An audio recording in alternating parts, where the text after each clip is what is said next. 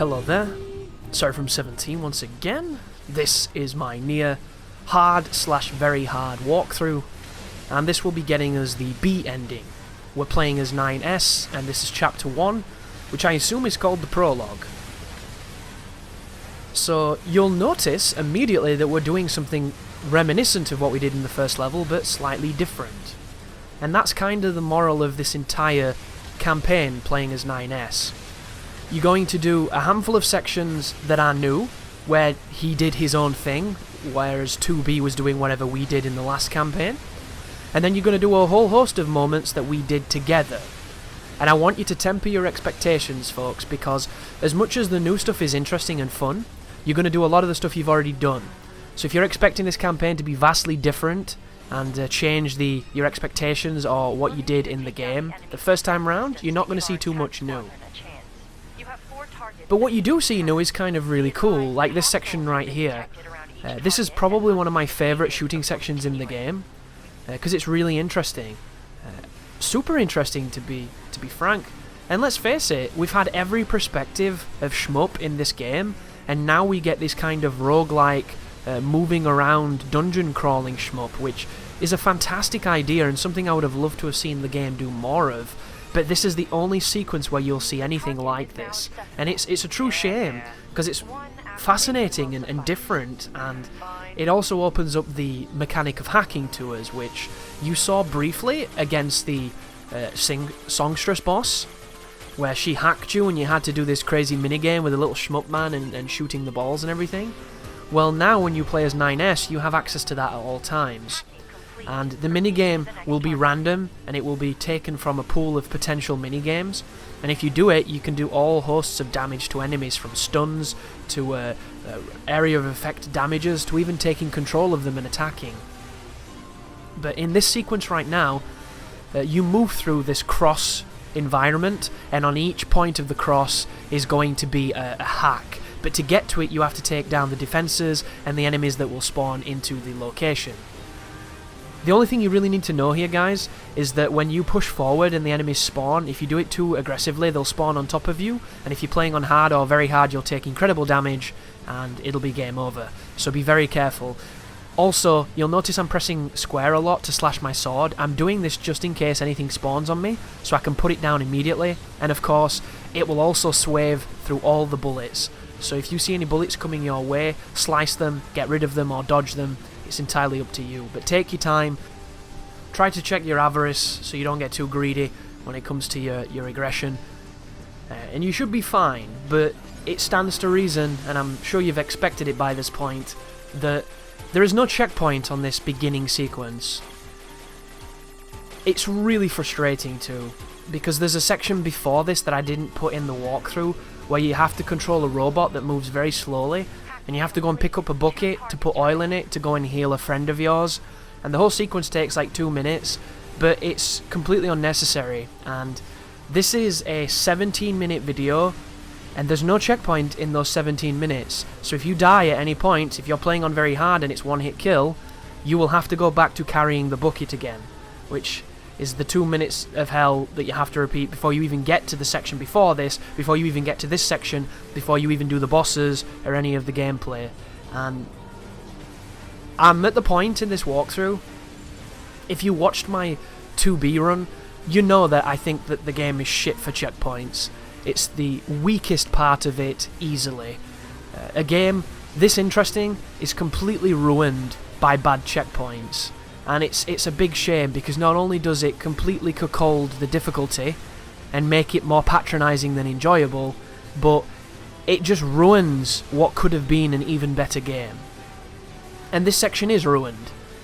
But you won't see it, probably, because if you play on normal, you take just the right amount of damage to get through this section sloppily without having to understand it. And not many people play on hard difficulties and discover some of these issues. And it seems like such an easy fix, doesn't it? I mentioned it a lot in the last one, but it's here to stay, unfortunately. So you have another gauntlet to get through before you can start really enjoying the run. There is one thing that you can get to get past this if you don't want to put up with it, which is essentially what I've done for this walkthrough. I do these first levels on hard, so I can take 1 to 2 hits, and then I swap to very hard, back when the checkpoints become, you know, utter shit rather than god tier shit. And that makes it more palpable for me to get through this and to bring this walkthrough to the players who are struggling. And you can do the same. You can drop it down to easy if you want to, get through the area that has bad checkpoints, and then pop it back up to a difficulty that's more demanding. Because it has to be said, folks, normal in this game is boring. It's too easy. Nothing fights back in this game, even on very hard, and when they do, the only time they really hit you is because of bad hitboxes and bullshit design. It's not like other Platinum games, where the enemies get faster, where they get more tactful, where they get more moves, where they get all kinds of different passives and benefits and bonuses that make them legitimately dangerous. This game doesn't have that. They're the same as they were on easy, the only difference is you die instantly. And it's lazy, because it doesn't breed progress in you as a player or in your skill level. It just breeds progress in how much time you will waste due to sloppy deaths when you didn't play perfect. And there's an audience for that, of perfect play. The same people who like, you know, to learn shmups and to do very specific things, they're going to find a lot to love with that. But the people who like to challenge themselves, but are not perfect, those people are going to find more misery than they will fun. And it needn't be this way, but it is. And the reason that I'm stressing it a lot in these walkthroughs is not because I want to continue to beat the proverbial horse. It's just that you need to be aware of this, guys. If you're coming from previous games and you enjoy a challenge and you can't wait to get on the hardest difficulty and get your ass kicked, this game is not going to do that, because it doesn't kick your ass in a conventional means. It kicks your ass in a means that feels cheap. And that's the worst kind of difficulty, in my opinion. Somebody asked me the other day on Twitter, what do I think's harder, very hard on this or Akumu on Evil Within? And the answer is Akumu every day, because it's actual difficulty. The design is very similar because it's essentially one-hit kills, the game, but that game works better. And it works better in its systems. You don't get hit in the Evil Within by shit that doesn't touch you. You have to get touched. And that's good design. And is there bullshit in that game? Definitely. Is there horrible design in that game? Definitely. Are there checkpoints in that game that are worth lamenting? God, yes. Chapter 6, need I say more? But it still works better than this game, because in this game you get hit by shit that doesn't touch you, the checkpoints are non-existent, and it just leads to a situation where you start resenting more of it than enjoying it. But you're never going to hear that, as I've said in the previous walkthrough, because all the reviews are sucking its dick, because they played on normal, where they were automatically healed every time that any kind of adversity showed up, and it just felt like a button masher, which it's not, but it feels like a button masher because it rewards mashing over precision. It's such a confusing dialogue, but it needs to be said.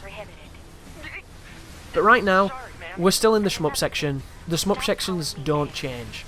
Hold trigger while pressing square, and you will do continuous attacks of both variants, and you will stop anything up close, and you will kill anything at a distance. There's one part of this you need to be worried about, because I was worried about it. The camera's going to move into a perspective where it's really difficult to get close to a certain enemy, because you have to literally get close to him to shoot him. You can't position yourself, this is him here. I can't get any further right than I am right now unless I go towards him. And I don't want to go towards bullets because they hurt. So we're in this awful dance of bullshit camera fucking up the game right now. And I don't want to take a hit, but I can't get near it. So I'm having to teeter as best I can, and I'm thinking, what the hell do I do? Because I'm going to take a hit here, so I hack him instead. Which saved the day, luckily. And I don't use the hacking too much, but you definitely should, because it's really powerful. If you have no interest in dodging bullets and shooting back like a shmup, just hack people. The hacking is you know, intrinsically a shmup as well, but it's an easier one, I think. But we swap into side-on profile now. Couple of tips for the shmups if you didn't catch my other walkthrough. Your gun will get rid of the lighter purpley pink bullets, and your sword will cut the darker ones. And between the two, you can generally get through these sections with nominal problems. Problems can occur though, because like everything else, you can make mistakes. But as long as you're not playing on very hard, you should be fine. Very hard is the one where the punishing is at its most merciless. And it's really interesting too, because the game really doesn't change. The only thing that changes is how much you die. And normally I would have zero issue with that if it was designed properly, but it's not. and it really makes you appreciate other games. Which is kind of bizarre, isn't it? Like, I go back to NieR, and NieR has great checkpoints compared to this game, and NieR is a Souls-like game. It's a game that is inspired by Souls. Games that don't traditionally have checkpoints at all. They have very specific moments of safety, and that's it. Which is hilarious, because when a game like that has better checkpoints than your game, you have fundamentally failed to design your game. It's kind of hilarious. But that's intentional, guys. It's how it was made, and it's what you're going to have to contend with. There's a very good reason why this game doesn't have a very hard trophy. And it's just simply because nobody played it on very hard, because if they did, they'd have realised just how shit it is, and how miserable it is. But the first campaign is not too bad. It's easily the strongest one. And I said in the very first video of this walkthrough series that the campaigns that follow the first one are incrementally worse, sorry. And I do believe that. Here is Engels again. Engels this time is quite simple, but you need to be careful because there's a couple of hacks coming up here, and if you're not good at the hacking, they can be quite tricky. So, stay in his face, dodge the hits, swing your sword. If you can't touch him with a sword, use triangle because you'll fire a projectile. I was so used to mashing square. Oh, that's bullshit. You can't even use triangle in this mode because he doesn't have the sword, so that's a bad piece of advice. Don't press triangle, you will do hacking instead, and you need to hack this guy. The fight ends when you hack all his limbs, so feel free to do it expediently. The reason I said that, guys, is not because I take some kind of perverse pleasure in shitting on this game and saying that it's not great, because it's not. It's that the first campaign, through contrast of the campaigns that follow it, is way better. This is essentially the first campaign with a couple of different sections that I do enjoy, but it's just the first campaign, so it's nothing new. The final campaign, which is a mixture of both 9S and A2, is all new. It's post-game new situations. Every single chapter on that part, from chapter 11 to the end, is bad. It's full of fights with horrible checkpoints, with enemies that have massive super armor and throw swords at you and it can hit you at any given moment, so you have to spam dodge to stay alive. And then just gauntlets. Gauntlets of uninteresting sections that they expect you to go above and beyond the call. And it's completely fucking miserable. It's so bad. It really is. And it shouldn't be. You know, there's no reason for it to be bad, but it is. And the only reason I think that people are even going to see those parts of the game is for the story, because the gameplay it's so different to what they had you doing in the game. All the environments are fight 1,000,000 enemies now until something happens. Like, fight 1,000,000 enemies until a boss turns up with no checkpoint. Do several fights in a row before you fight a boss with no checkpoint. Like, horrible design choices that mean that you will see more of the game than you should because you'll be replaying it. This section coming up here is also quite tricky. You want to hack as quickly as you can, and you want to be aware that the hacking will damage you if you fail it. And if you fail it enough times, you will die, so be very careful. The only real risk here of dying, if you know how to hack, however, is on very hard. On very hard, you'll have a problem. On hard, you should be okay, because you get enough hits to be able to do it. But yeah, on very hard, I imagine this is a nightmare. But I will never see it because I'm not going to play this game again on very hard. I had more fun than I did on my first playthrough, but I don't like the way the game is designed. It breeds too much enmity in me, and I'm not about that. Like, I'll probably play it again on normal, and just enjoy it for what it is, do some of the stuff I've not done. But as far as challenging myself and doing interesting things, aside from the debug room, which is a really fun area where you can fight enemies from the game and do fancy combos and stuff if you like that kind of stuff, nothing interests me enough. It really doesn't. None of the bosses are appealing. None of the bosses are anything I want to study and learn and get better at, because the way the game's designed just doesn't interest me. And I never thought I'd be sat here saying that, but it's true. This is the most disappointing game this year for me. And I say that with perfect insight that I am not a fan of this director's games, nor any of his other games. I like action, and I like action that is sharp, precise, and complex. And this game is not all of those things. Some of those things, but it's lacking in areas that Platinum have nailed before, and that makes me very sad. But I don't want to misconstrue this information, because you could love it. You know, and I expect a lot of people are going to have a ton of fun with this, because people are really enjoying the game, and that's great. This goes on way too long as well. You're going to be doing this for quite a while, so get strapped in. It's funny too, because at the end of the playthrough that you can watch on my channel right now, if you want to see my first playthrough of this game, it's only 2B's campaign. I didn't do the rest of the campaigns. I got to this part on hard, blind, and I died here because I didn't realise what we were doing, because the game swapped to a new perspective, and I was like, what the fuck's going on? And I ended up getting killed. And then it put me all the way back to the very beginning, and that was it. End of stream, end of playthrough. And then I did that on my own time, and now we're recording this walkthrough. There's some interesting stuff in this game. Solely the ability to buy endings. Is it the endings you can buy, or is it the... You can buy trophies, and I don't know what trophies they give you, but it seems like such a strange thing. There's a massive audience for trophies, because if you go to PlayStationTrophies.org, you can see there's a very rich community there of people that are interested in it. And being able to purchase them will expedite having to play them. I don't know how you buy them, but I reckon you'll have to do something above and beyond the call, so it might involve a lot of grinding. But it makes me wonder which ones you can buy. Like... Because it's an interesting thing, I think, to have a system that reflects what you've done in a game, and your ability with that game to do whatever those tasks asked of you, and then to give you a system that completely skips it, and completely avoids the task, the arduous nature of what it is. You know, you skipped the activity and got the trophy anyway, which is kind of crazy, but also, people do it, you know? Look at those websites where you can pay people to get achievements for them. I've been paid to get achievements for people, you know, it's one of those things. And it was really fun, I had a good time doing it, and the guy was really happy.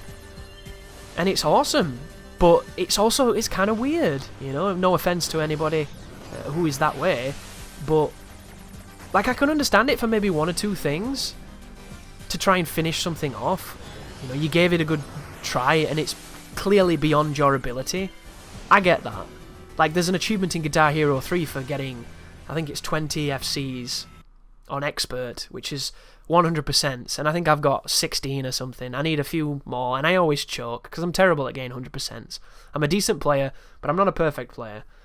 You can just use a cheat and get that, and it opens up automatically, because it's a glitched achievement that you can get via using a specific cheat. I will never use that cheat, and I'll probably never get that achievement, because the amount of dedication it takes to do those FCs is something that I don't have in me, because I choke a lot. I'm a colossal choker. It's the reason why I've not enjoyed the harder difficulties on this game, because choking is something that comes very naturally to me, and you can't choke if you need perfection, so it takes a long, long time. But thank you very much for watching, and you take care now.